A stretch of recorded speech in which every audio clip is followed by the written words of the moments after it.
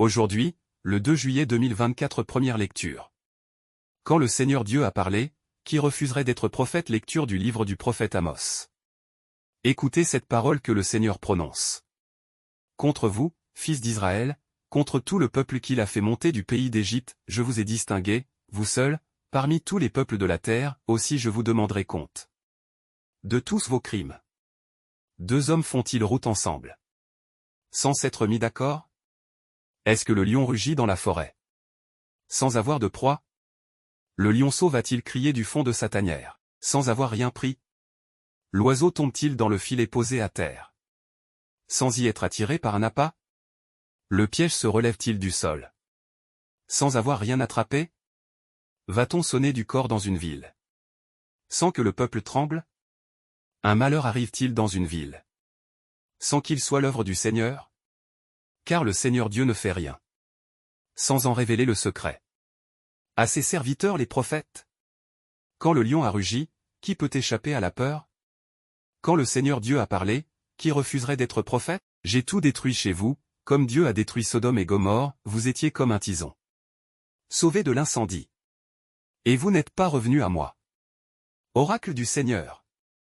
C'est pourquoi, voici comment je vais te traiter, Israël.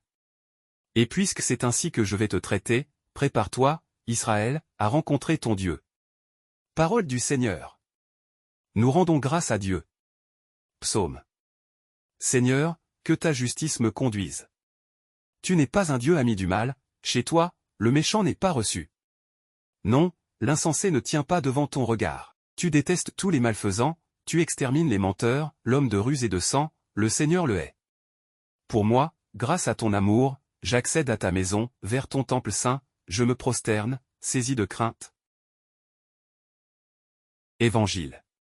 Jésus, debout, menaça les vents et la mer, et il se fit un grand calme. Alléluia. Alléluia. J'espère le Seigneur, et j'attends sa parole. Alléluia. Évangile de Jésus-Christ selon saint Matthieu. En ce temps-là, comme Jésus montait dans la barque, ses disciples le suivirent.